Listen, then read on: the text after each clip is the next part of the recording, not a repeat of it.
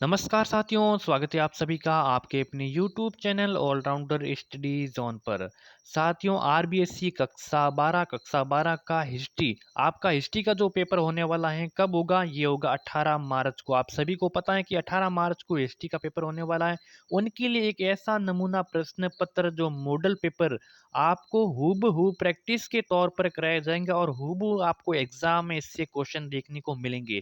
तो इसको पूरा कंप्लीट ज़रूर देखें। मैं आपको कंप्लीटली इसको सॉल्यूशन बताऊँगा, ठीक है?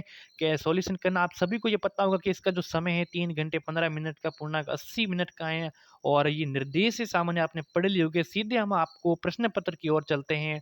खंड अ में आपका जो पहला खंड अ में आप क्या होगा कि बहुविकल्पीय प्रश्न आएँगे। कैसे आएँगे? बहुविकल्पीय, यानी कि जो पहला प्रश्न दिया होगा इसके जो 4 ऑप्शन दिए जाएंगे उसमें से आपका जो भी आंसर सही होगा आपको करना होगा। तो पहले का पहला है कि सिंधु सभ्यता का स्थल जो धौलावीरा है, धौलावीरा निम्न में से किस राज्य में स्थित है? आपको बताना है कि धौलावीरा किस राज्य में है? तो ये है गुजरात में। कहाँ है? गुजरात में। हम सीधे आंसर पर टिक करते हैं, ठीक है? अगला है कि प्रभावती गुप्त किसकी पुत्री थी? बताइए। प्रभावती गुप्त थी, वो किसकी पुत्री थी? तो ये पुत्री थी चंद्रगुप्त द्वितीय की। किसकी थी? चंद्रगुप्त द्वितीय की पुत्री थी, ठीक है? चलिए, अगला है कि पिता से पुत्र, फिर पौत्र, परपौत्र को संपत्ति किस व्यवस्था के तहत मिलती है? तो ये पितृवंशिता के तहत मिलती है। ऑप्शन नंबर से हो जाएगा यहाँ पे सही आंसर। अगला क्या है? अगला है कि निम्न में से किस शहर को इब्न बतूता ने भारत में सबसे बड़ा शहर बदला? बताइए, इनमें से कौन सा शहर है जिसने इब्न बतूता ने भारत में सबसे बड़ा शहर बदला है? तो वो था शहर आपका दिल्ली। कौन सा था? दिल्ली। बिल्कुल आपका ऑप्शन सही ऑप्शन हो जाएगा। अगला, निजामुद्दीन औलिया किसके शिष्य थे? बताइए, निजामुद्दीन औलिया के शिष्य कौन थे? इसके शिष्य कौन थे निजामुद्दीन औलिया के? तो अमीर खुसरो यहाँ पे पहला ऑप्शन सही आंसर हो जाएगा, ठीक है? चलिए, अगला सवाल है कि विष्णु के उपासक निम्न में से कौन थे? बताइए, विष्णु के उपासक निम्न में से कौन थे? तो विष्णु के जो उपासक थे वो वैष्णव होते थे क्या? जिसको वीर शैव कहा जाता है, वैष्णव, ठीक है? चलिए, अगला है कि विजयनगर साम्राज्य की स्थापना किसने की थी?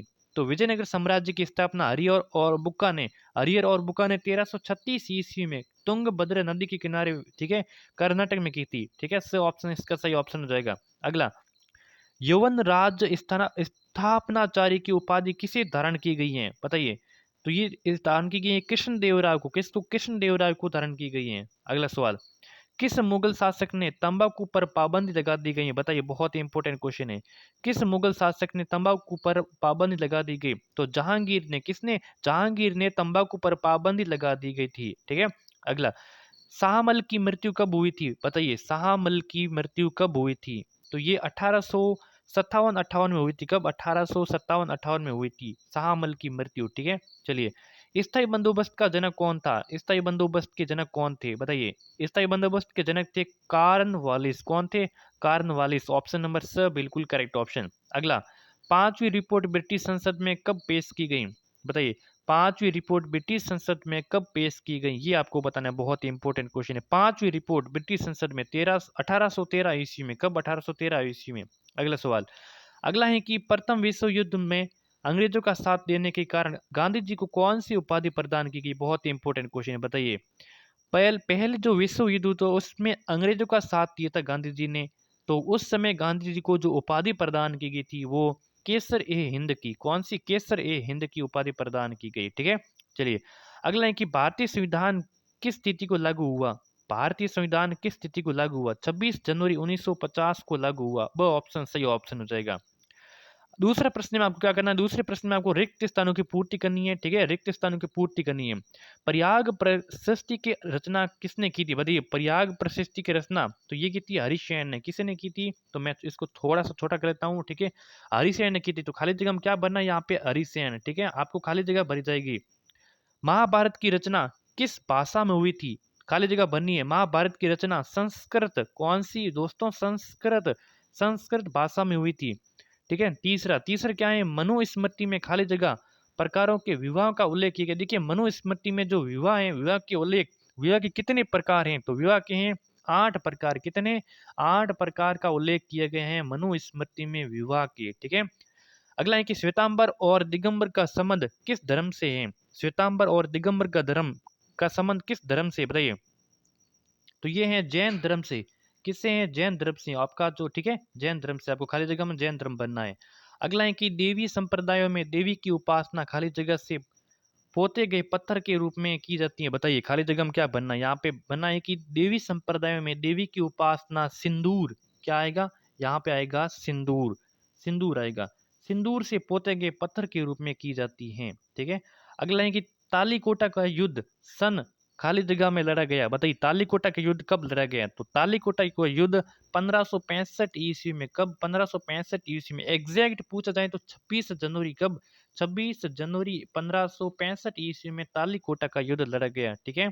अगला सवाल, आईने ए अकबरी के अनुसार भूमि को खाली जगह भागों में बांटा गया है। बताइए आईने अकबरी के अनुसार भूमि को कितने भागों में बांटा गया है? तो आईने अकबरी के अनुसार भूमि को कितने भागों में बांटा गया है? तो बिल्कुल 4 भागों में बांटा गया है। कितने?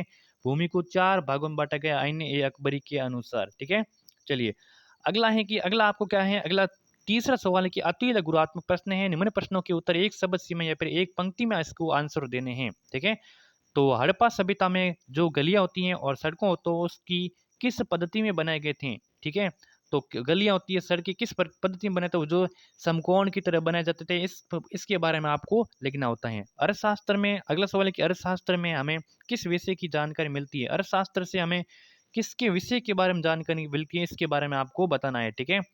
बहु बहिर्विवाह पद्धति किसे कहा जाता है? इसकी परिभाषा लिखनी है। बहिर्विवाह जो आपके 1 नंबर का आता है। कितने? 1 नंबर का। सभी क्वेश्चन जो ऊपर करें वो 1 नंबर के ही आते हैं। ठीक है। मैं आपको सीधे प्रश्न बता देता हूँ, इंपोर्टेंट इंपोर्टेंट, ताकि आप इसको याद कर सको। ठीक है। किस वंश में मातृ सत्तात्मक समाज की व्यवस्था की गई है? इसके बारे में बताना है आपको। ठीक है। अगला सवाल है कि स्त्री धन से क्या तात्पर्य? इसकी परिभाषा बतानी है। अगला है कि एबन तूता के श्रुतोलेखों लेखों को लिखने के लिए किससे नियुक्त किए गए थे? इसके बारे में आपको बताना है। ठीक है। अगला, वली शब्द से क्या तात्पर्य है? वली शब्द से क्या तात्पर्य? इसकी परिभाषा लिखनी है। ठीक है।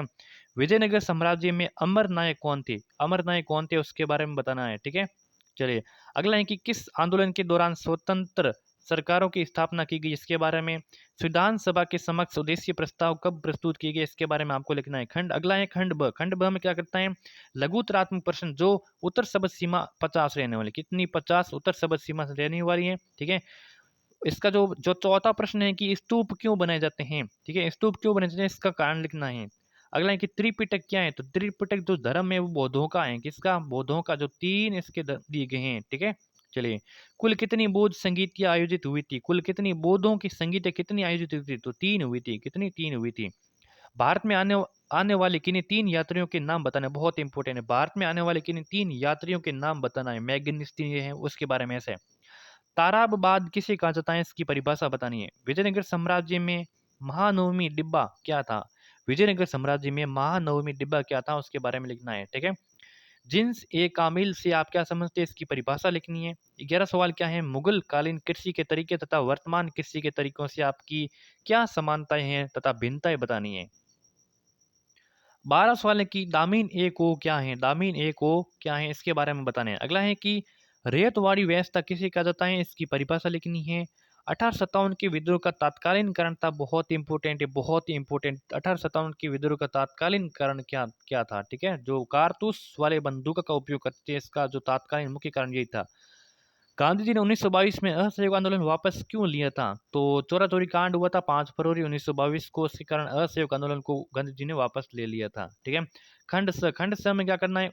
दीर्घ उत्तरीय प्रश्न जो उत्तर शब्द सीमा है वो 100 रहने वाले। इसके बारे में लिखना है खंड स में। ठीक है। मौर्य साम्राज्य के प्रशासन की व्यवस्था का विशेषताओं का वर्णन करना है। सुदर्शन जी या फिर इसमें से कोई एक करना है। यहाँ पे अथवा में आपको प्रश्न देखने को मिलेंगे। ठीक है। कि आप सुदर्शन झील पर टिप्पणी लिखनी है। मीराबाई के विषय से आप क्या समझते हैं? उसके बारे में मीराबाई के बारे में लिखना है। इसके विषय किससे क्या समझते हो? कर्नाटक की वीर शैव परंपरा का संक्षेप में वर्णन करना है। या तो ये ऊपर वाला या नीचे वाला। 18 सवाल है कि ये गिलास फल एक दिन हमारे ही मुंह में आकर गिरेगा। डलहौजी की इस टिप्पणी पर आपको समझाना है। या फिर 1857 के विद्रोह की असफलताओं के कारण बताने हैं आपको। ठीक है। बहुत ही इंपॉर्टेंट है। निम्न में से संक्षिप्त में टिप्पणी बतानी है सवनीय अवज्ञा आंदोलन पर और रोलेक्ट एक्ट पर। इसके बारे में जो आपको 1773 ईस्वी में जो रोलेक्ट एक्ट लागू हुआ था। ठीक है।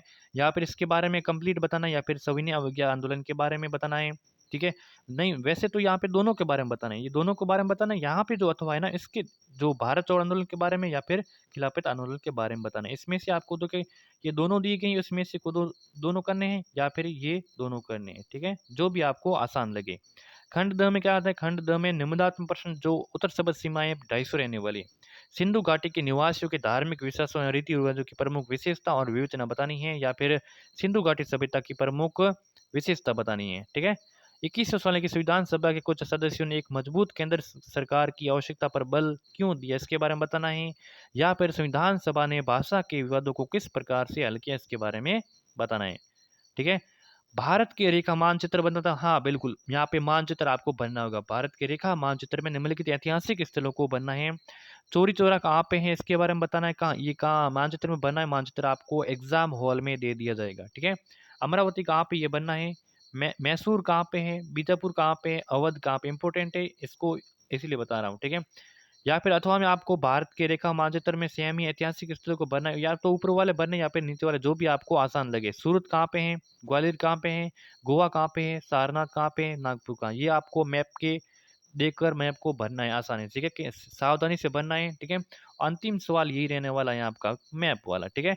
बस आज के दिन बस इतना ही। चैनल को ज़्यादा से ज़्यादा सब्सक्राइब करना, नोटिफिकेशन को भी ऑन कर देना, आगे भी आपको मॉडल पेपर है वो मिलते रहेंगे। ठीक है। धन्यवाद।